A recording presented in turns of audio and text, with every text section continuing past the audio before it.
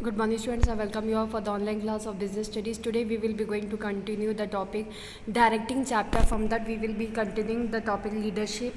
As already we learned the types of leadership, but we not learned the importance of leadership. Let us have the importance of leadership, student.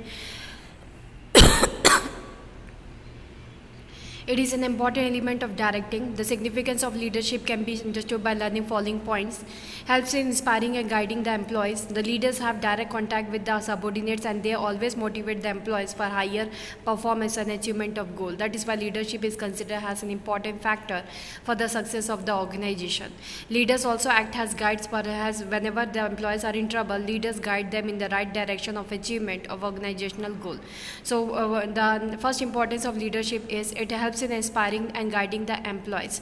So leaders have direct contact with whom? To the subordinates, and they always motivate them to do the best, to perform their best. That is why leadership is considered as an important factor for the success of organizations. They also act as guides whenever the employees are in trouble. Leader guide them in the right direction of achievement of organizational goal. Second, secures cooperation of the members of organizations. Leaders try to secure the willing cooperation of the employees as they develop feeling of initiative and enthusiasm in employees.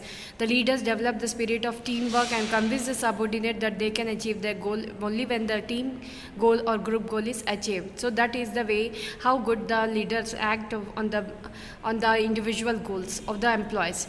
They make the members of the organization to unite together and work together with a common objective of organizational goal achievement.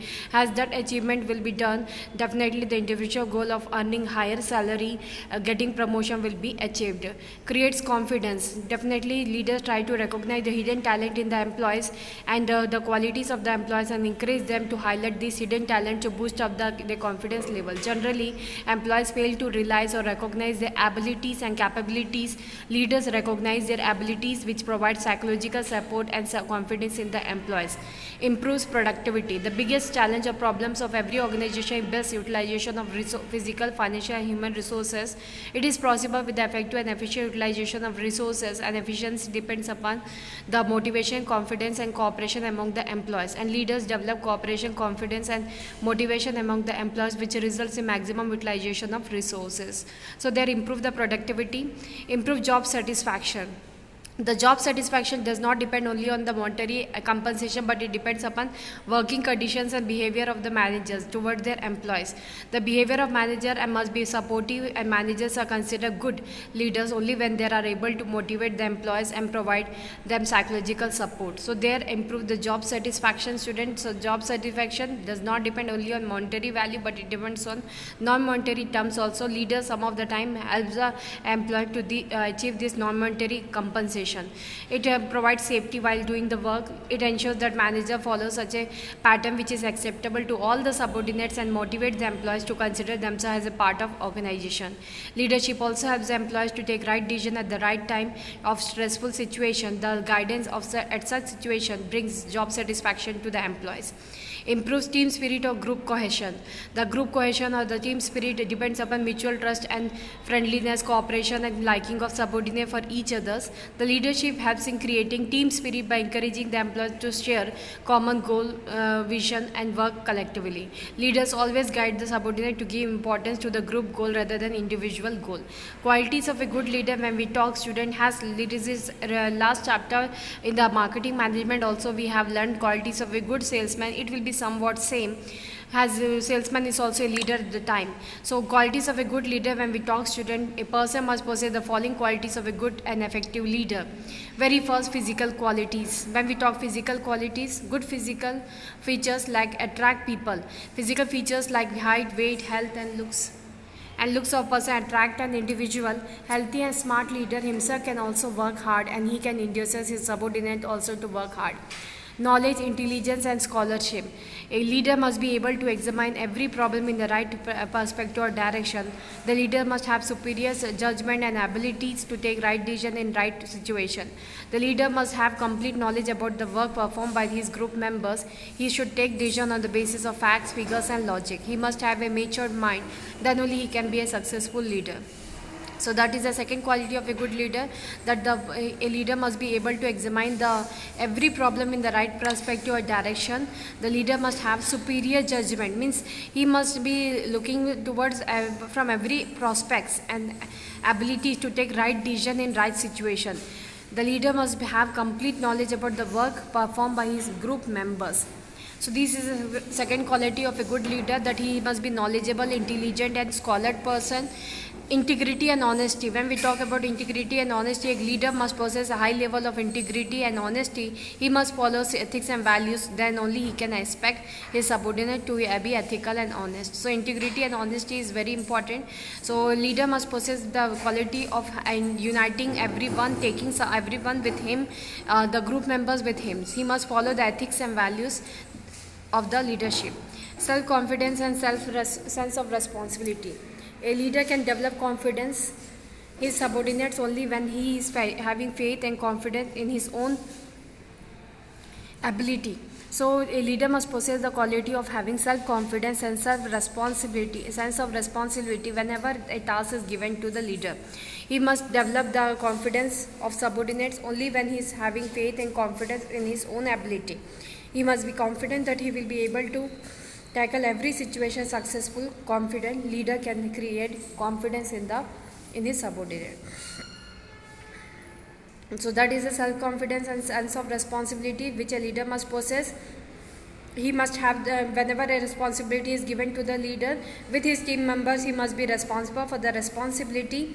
He must know clearly and readily accept the accountability for any mistake done by the subordinates, as subordinate work under his guidance for any direction. The leader must share or pass on the credit of success in the subordinates. Initiative. A leader must take initiative to grab the opportunity. He must have courage and initiative to take bold decisions. He must take risks for the advantages of organization. So initiative, a leader must be initiative towards the work which is given to the leader. To grab the opportunity, he must have courage and initiative to take the bold decisions. He must make the risk he must take the risk for the advantage of the organizations. Motivational skill. A good leader must set an example for others and inspire the other people. He must be able to answer for all the questions of subordinates regarding why. The leader must be able to convince the employees that their willingness is to do work will bring best result in their performance. The leader should not form the subordinate but develop voluntary contribution from the subordinate side. He must remain connected with the work and must lead all his subordinate performing to their best ability. So that is a motivational skill, student. A good leader must set an example for others and inspire the people. He must be motivational for others. He must motivate the people to do their best ability. The leader should not force the subordinate to develop voluntary contribution from the subordinate side.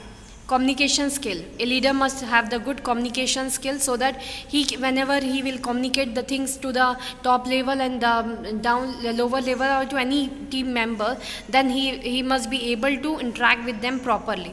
A leader is the source of information for all the member of his group. Generally, all the instruction and information from the superior to subordinate by the leaders only. So they must take good communication skills so that information reaches each and every member.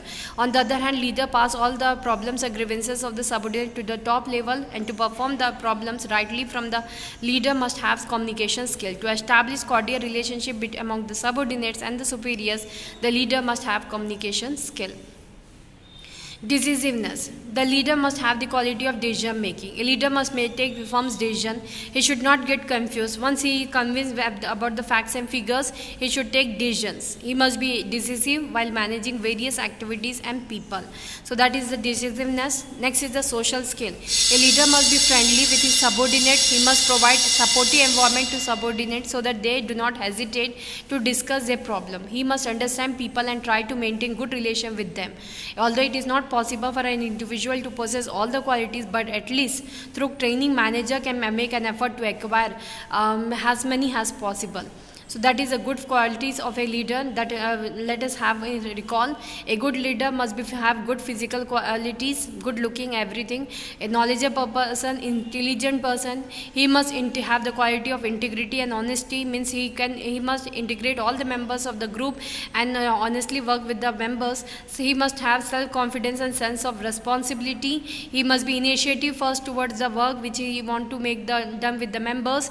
Motivational skill, he must be motivated person. He must have the skill of motivating the members and every people who is working under him.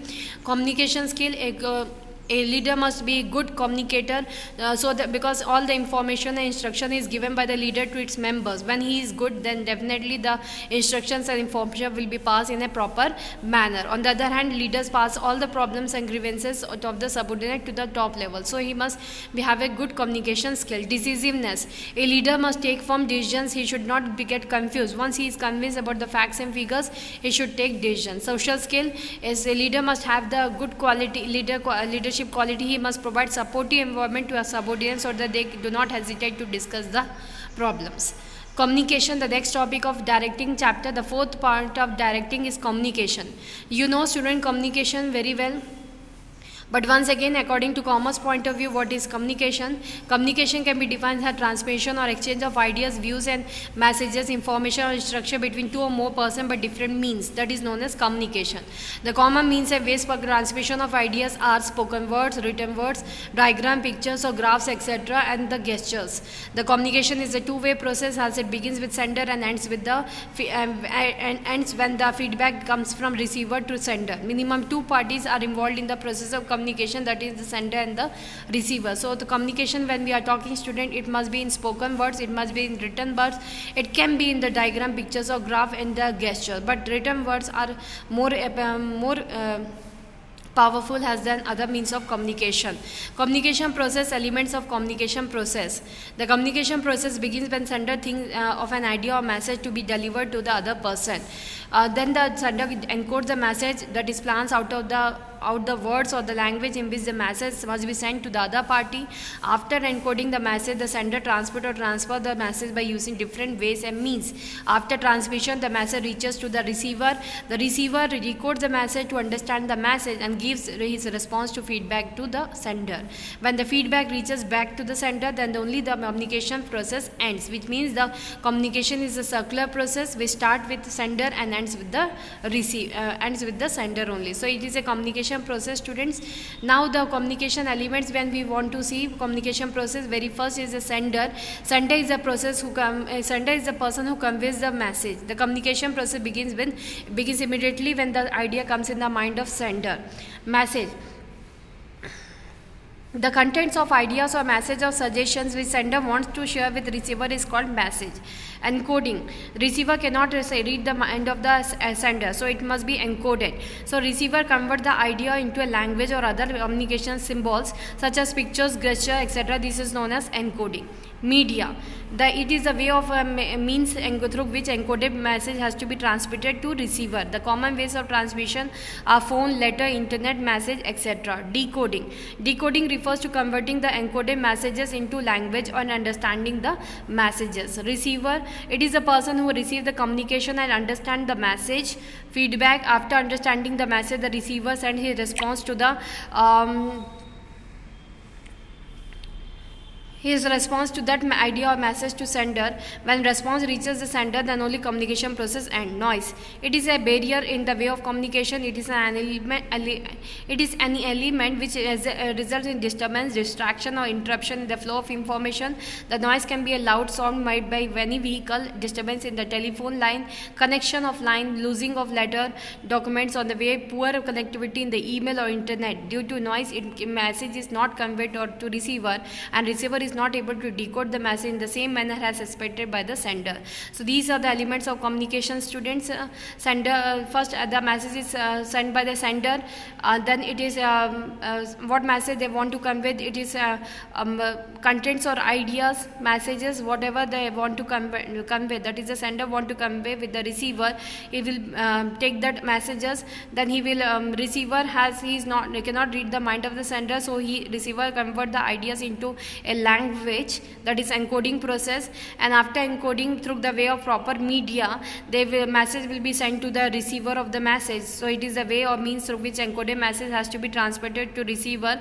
Decoding, the receiver will decode the message so that he will be able to understand what sender had sent the message. Receiver is the person who receives the communication and understand the message. And the feedback, after understanding the message, the receiver will give the information or will send the response to the sender, that is known as the feedback. Noise, it is common element for every type of communication. It is a barrier also, you can say. It makes the sometimes it creates problem for receiving the messages. Thank you for today's class. Have a nice day.